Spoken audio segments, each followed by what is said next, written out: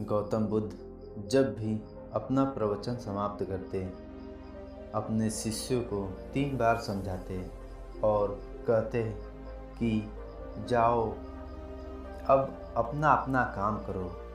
उनका एक प्रिय भिक्षु था आनंद। उसे यह बात अजीब सी लगती थी। रोज रोज उसी बात को कहने का क्या मतलब है। और जब एक दिन उससे रहा नहीं गया तो उसने उन्हें टोक दिया। बुद्ध जी धीरे से मुस्कुराए और बोले, आनंद, तुम्हारा कहना अपनी जगह पर सही है कि भिक्षु को रोज रोज क्या समझाना कि जाओ अब अपना अपना काम करो।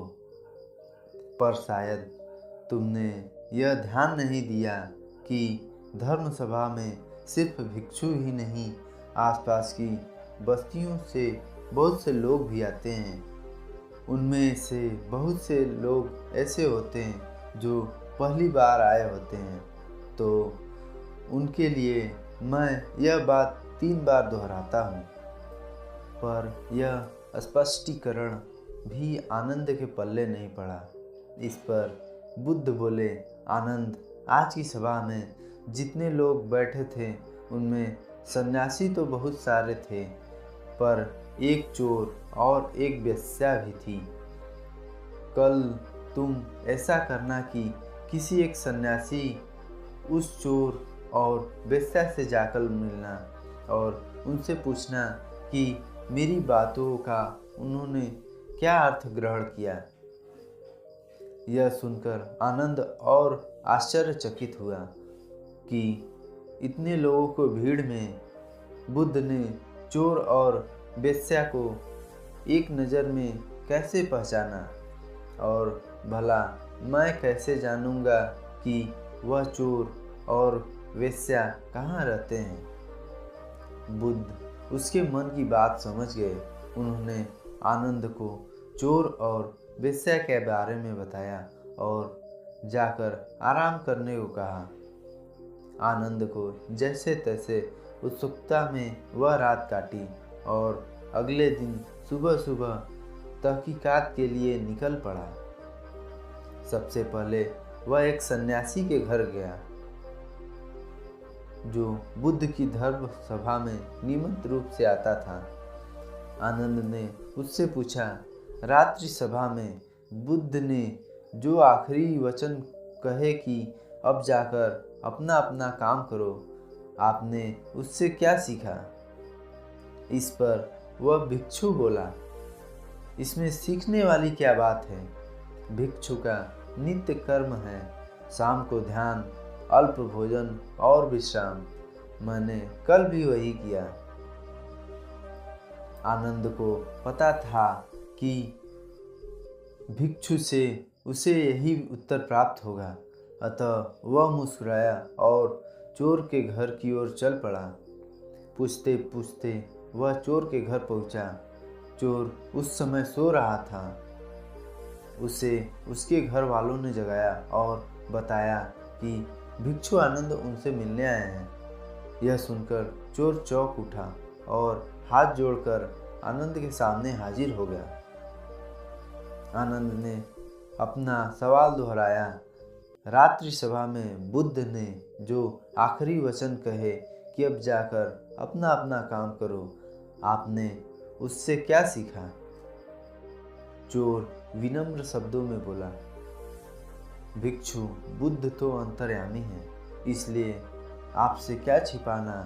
मैं कल रात पहली बार बुद्ध की धर्म सभा में गया और उनके प्रवचन सुने। मेरा तो जीवन सफल हो गया।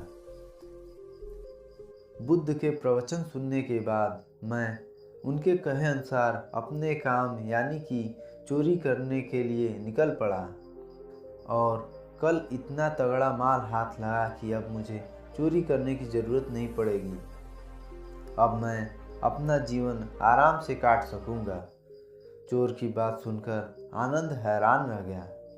वह वहाँ से उठा और वेश्या की घर की ओर चल पड़ा।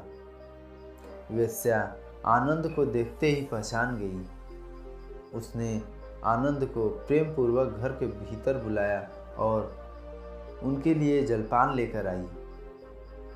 जलपान ग्रहण करने के बाद आनंद ने वेश्या के सामने भी अपना सवाल दोहराया। यह सुनकर वेश्या बोली, भिक्षु, भगवान बुद्ध ने अपने प्रवचन के अंत में कहा कि जाओ अपना अपना काम करो। सो प्रवचन के बाद मैं अपने घर आई और अपनी नाच गाने की महफिल सजाई, लेकिन बुद्ध के आशीर्वाद से कल के जैसी महफिल तो कभी नहीं समझी। कल मेरी महफिल में कई बड़े बड़े राजा और महाराजा पधारे।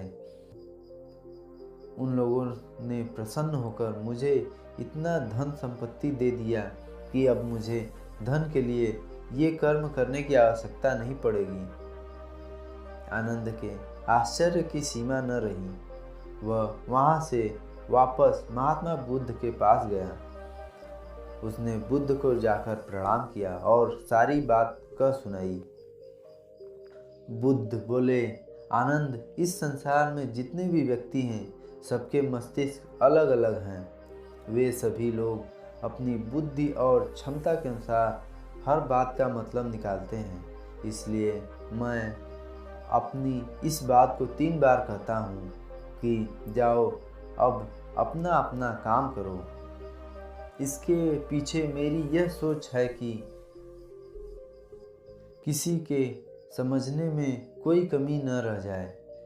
लेकिन इसके बाद भी जो लोग उस बात का मतलब अपने अपने हिसाब में समझते हैं और इसका कोई उपाय भी नहीं है, इसलिए ये सृष्टि ऐसी है। हम इसे बदलने के लिए लोगों को प्रेरित तो कर सकते हैं, पर हमारी बातों का कितना असर उन पर होगा यह कोई नहीं जानता।